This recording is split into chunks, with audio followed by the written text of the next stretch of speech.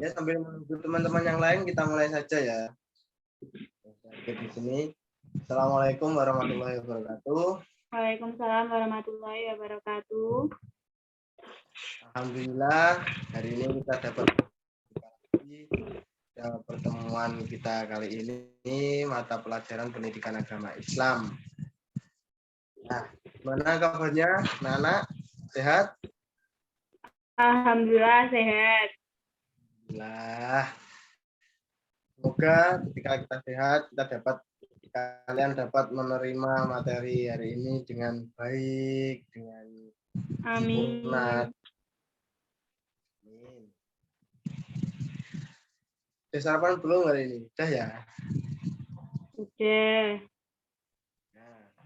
Nah, hari ini kita akan mempelajari tentang sifat atau perilaku baik ataupun akhlak baik. Nah, ini saya sudah menyiapkan materinya. Sebentar saya carikan dulu. Nah, ini.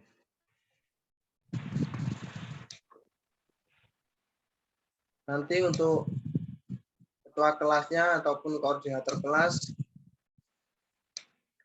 bisa minta, kalau ingin minta materinya bisa langsung ke saya ataupun nanti biar disampaikan ke grup kelasnya. Bisa langsung chat saya, nggak apa-apa. Nah, langsung saja kita masuk ke materi hari ini tentang akhlak terpuji.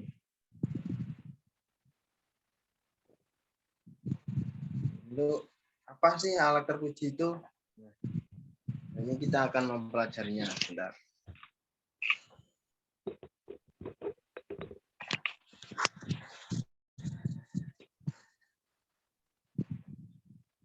Akhlak terpuji. Nah, hari ini kita akan mempelajari tentang pengertian akhlak terpuji, lalu juga macam-macamnya akhlak terpuji. Yang kalau di silabus sesuai dengan kurikulum itu rojak, terus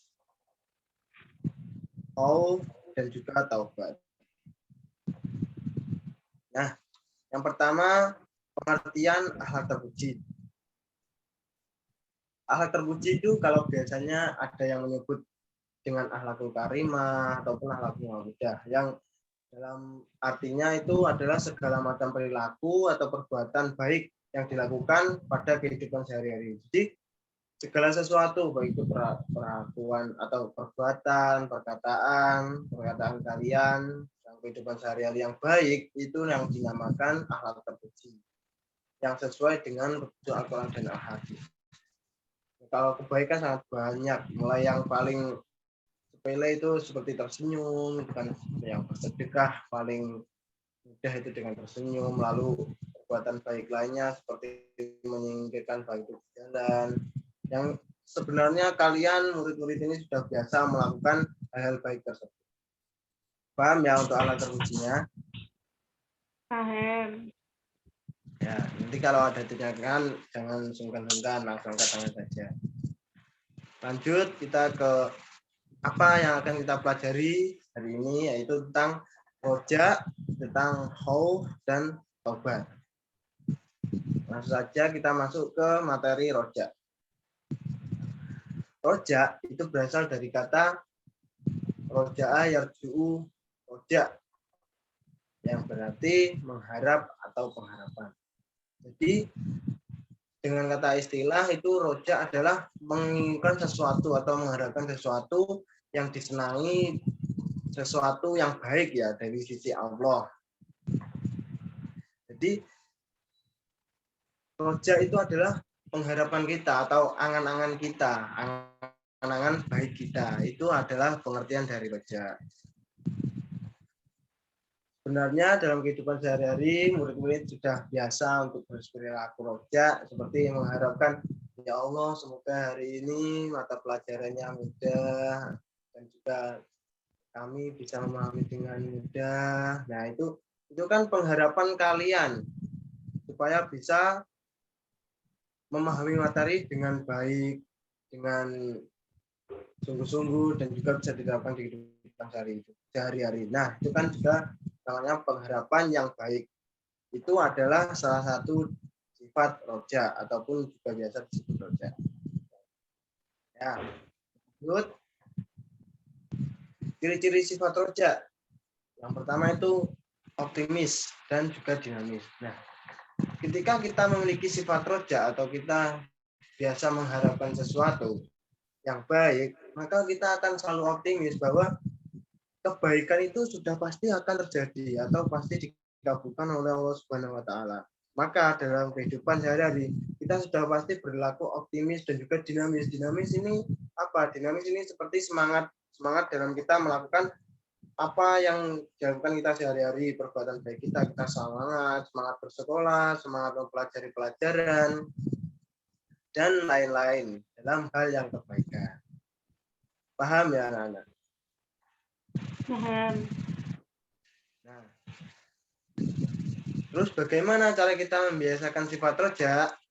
Yang pertama itu kita harus selalu berpegang teguh pada agama, lalu kita selalu berharap kepada Allah, terus merasa takut, selalu cinta kepada Allah, dan yakin bahwa rahmat Allah itu luas, sehingga rahmat Allah itu bisa datang kepada kita, bisa datang kepada siapapun. Itu cara kita bersifat roja. Kira-kira ada yang ditanyakan tentang sifat roja ini? Insya Allah tidak.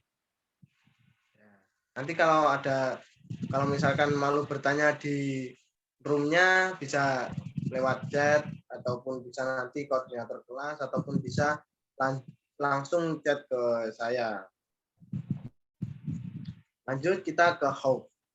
Khauf itu secara bahasa artinya gentar, terkejut ataupun juga takut. Nah, secara pemahaman istilah, khauf itu diartikan rasa takut atau sikap takut kita kepada Allah karena kurang syukurnya penghambaan kita kepada Allah Subhanahu wa taala. Jadi, khauf ini adalah rasa takut yang muncul dari dalam tubuh kita, dari dalam hati kita ketika kita akan berbuat dosa.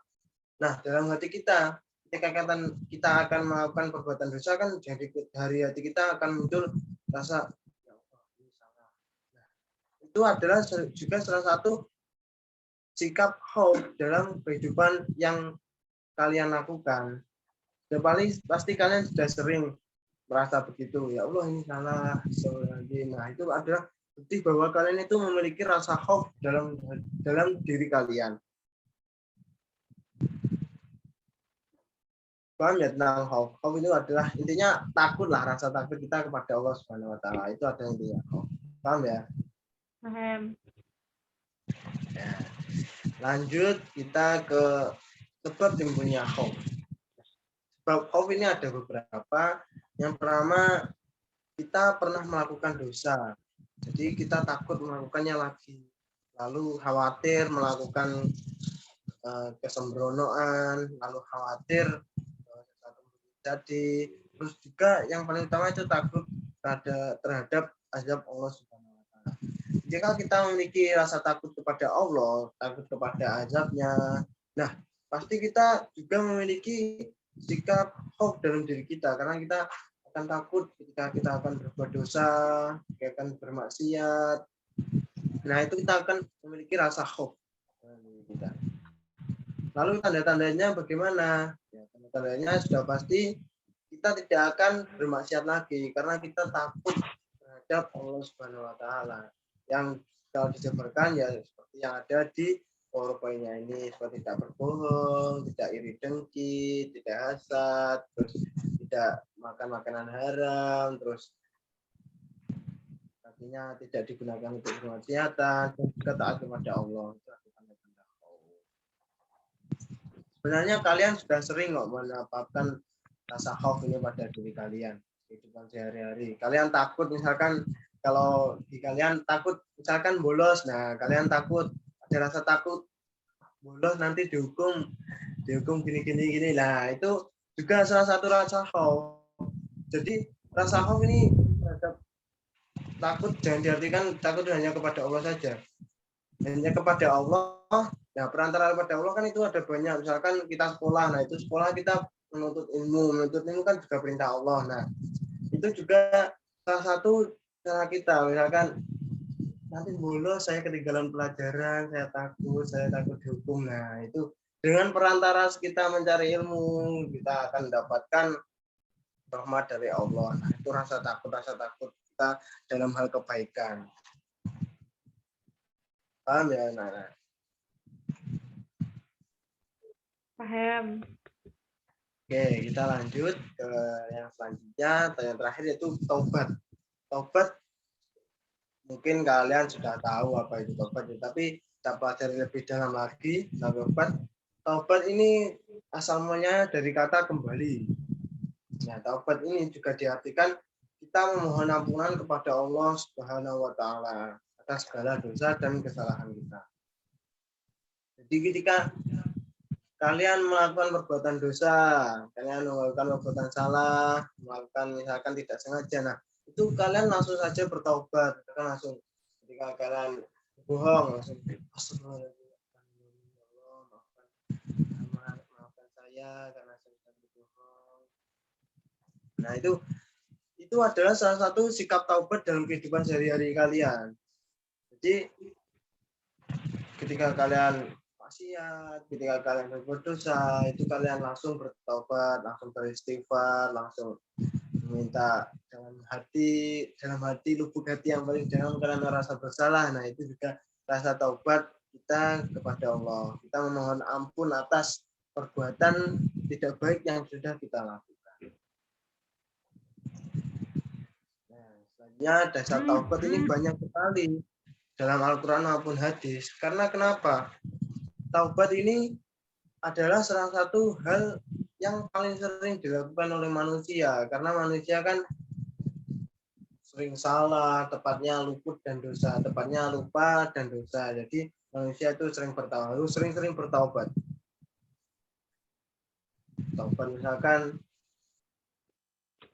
kalian mau bolos sudah melakukan bolos, astagfirullah, bolos ini salah, langsung balik lagi ke dalam kelas, tapi lewat jalan yang tadi, jangan jalan depan, nanti kena hukum. Nah, misalnya seperti itu, ataupun kalau kalian berani ya lewat depan, ya, itu salah satu cara kita bertobat, mungkin kalian ya. Itu dasarnya antara lain ya di surat At-Tahrim, surat Al-Baqarah, surat An-Nisa. Banyak sekali hadis ataupun dalil-dalil tentang taubat ini. Selanjutnya ada syarat-syarat agar taubat kita itu diterima oleh Allah Subhanahu wa taala. Syarat yang pertama itu taubatnya dilakukan seketika itu juga. Jadi ketika kalian sudah atau kalian melakukan perbuatan dosa, nah seketika itu juga kalian harus langsung bertaubat, langsung beristighfar, langsung merasa bersalah, ya Allah ini salah. Itu sudah pasti taubat kalian diterima oleh Allah Subhanahu wa taala. Karena dengan sadar kalian menyadari bahwa perbuatan itu salah dan kalian sudah mengakuinya, lalu kalian langsung bertaubat, beristighfar pada Allah. Yang kedua, bertaubat merupakan tidaknya taubat nasuha. Apa sih taubat nasuha itu? Nah, ini yang perlu dicatat. Taubat nasuha itu taubat yang benar-benar taubat, dalam artian kalian juga merasa bersalah dan juga berjanji kalian tidak akan melakukan kesalahan yang sama lagi atau perbuatan dosa yang sama lagi. Nah, itu adalah taubatan nasuha atau taubat yang benar-benar taubat. Nah, yang ketiga, mengakui dan menyadari bahwa dirinya sangat membutuhkan ampunan dari Allah. Jadi, ketika kita bertaubat, kita harus yakin bahwa kita membutuhkan ampunan dari Allah, kita mengharapkan ampunannya, kita mengharapkan maghfirahnya, kita mengharapkan rahmatnya. Insya Allah, taubat kita itu langsung diterima oleh Allah. Sehingga dosa-dosa yang sudah kita lakukan lagi diampuni oleh Allah. Nah, yang terakhir, mengganti kesalahan dengan kebaikan. Nah, ini yang biasanya banyak orang yang tidak tahu. Ketika kita melakukan dosa, dosa kita sudah melakukannya, lalu kita merasa bersalah, merasa Ya Allah, salah berdosa. Nah, kita bisa menutupi dosa-dosa itu dengan kebaikan kita. Seperti ketika kita melakukan berbohong, nah kita bisa melakukan kebaikan-kebaikan yang banyak, misalkan rajin, misalkan belajar yang sungguh-sungguh, lalu bersedekah dan lain-lain. Sehingga dosa-dosa, misalkan dosa-dosa ini atau perbuatan maksiat tadi, dosa tadi bisa tertutupi oleh kebaikan-kebaikan kita yang kita lakukan yang sangat banyak tadi. Jadi dosa kita, kesalahan kita tertutupi oleh kebaikan kita yang sangat banyak tadi. Paham ya anak-anak ya? Nah, lanjut. Ya, kita akan hikmah dan keutamaan taubat. Karena taubat ini sering kalian lakukan, bahkan setiap habis sholat kalian berzikir itu kan yang pertama kalian ucapkan adalah astagfirullahaladzim, astagfirullahaladzim, astagfirullahaladzim. Itu juga sebenarnya kalian sudah sering melakukan taubat, sudah sering melakukan istighfar. Hikmahnya apa untuk kehidupan kita? Hikmahnya bahwa ketika kalian bertobat, kita bertobat, kita itu sadar bahwa diri kita tidak sempurna, sering berbuat kesalahan, dan juga kita akan memiliki sikap rendah hati bahwa kita ini bukan manusia yang paling baik, karena kita juga banyak dosa. Lalu tidak melakukan kesalahan lagi. Nah, seperti tadi taubat yang benar-benar. Maka kita tidak akan melakukan perbuatan dosa yang sama lagi, karena kita sudah berjanji untuk tidak melakukan lagi. Lalu yang selanjutnya kita akan optimis tentang masa depan, karena bahwa ketika kita bertobat kepada Allah, ya sudah kita diampuni, pasti kita dianggap hamba Allah yang baik. Nah, maka kita akan selalu optimis melakukan segala pekerjaan, segala perbuatan yang kita lakukan, karena kita yakin mendapat perlindungan dari Allah Subhanahu wa taala langsung. Jadi pasti rencana Allah kan rencana yang terbaik. Pasti kita akan melakukan optimisme tinggi, semangat dan melakukan segala sesuatu. Nah, yang selanjutnya ketika kita bertobat, peluang kita masuk surga itu lebih besar. Karena perbuatan baik kita lebih berat dari perbuatan buruk kita. Sehingga mendapatkan surga Allah itu begitu mudah. Kan surga Allah itu sangat mudah. Kalau kalian sering selamatan kan Huldana la ilaha illallah.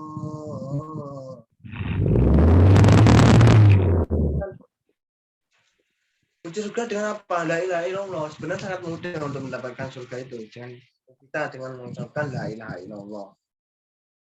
Sangat mudah sekali mendapatkan surga Allah. Lalu juga orang bertaubat itu akan mendapatkan rahmat Allah yang sangat banyak. Terus bersih jiwanya dari dosa dan sifat buruk, dan terhindar dari azab Allah Subhanahu wa taala di akhirat nanti. Karena perbuatan ketika di akhirat nanti kan ada hari untuk menimbang amal perbuatan baik, amal perbuatan buruk. Ketika amal perbuatan baik kita lebih berat dari amal buruk kita, nah di situ kita akan terhindar dari azab Allah Subhanahu wa taala, yaitu dimasukkan neraka. Nah, ketika kita amal baiknya lebih berat, nah kita akan dimasukkan ke surganya Allah Subhanahu wa taala. Di sana kita akan kekal di dalamnya, menikmati nikmat-nikmat yang diberikan oleh Allah Subhanahu wa taala. Ya, cukup sekian untuk materi kita hari ini. Hari ini ada yang tidak masuk atau ada yang izin? Tidak ada ya kelihatannya. Nah, alhamdulillah hari ini lengkap. Nanti kalau mau PowerPoint-nya, mau ringkasan materinya, nanti saya kasih ke pengurus kelasnya, ketua kelasnya, nanti menghubungi saya langsung berapa. Mungkin cukup sekian dari pelajaran kita hari ini tentang akhlak terpuji. Apakah ada yang ditanyakan dari murid-murid? ada yang tanya, ada yang mau tanya. Allah Tidak ada tidak. ya, enggak usah. Tidak ada. Saya yakin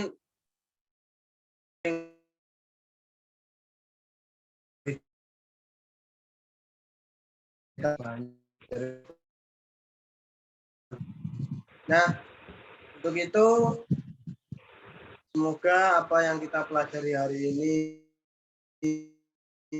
dapat kita terapkan pada kehidupan sehari-hari. Ihdinas siratal mustaqim. Sekian, wassalamualaikum warahmatullahi wabarakatuh. Waalaikumsalam warahmatullahi wabarakatuh. Setelah ini ada mata pelajaran lagi nggak? Atau ada yang melakukan Zoom lagi? Tidak ada ya?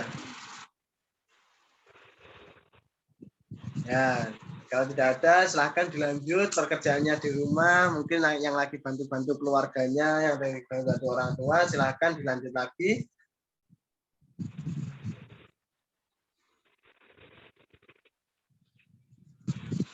Monggo yang mau live, tutup, mau live room, silahkan. Tidak apa-apa, saya persilahkan.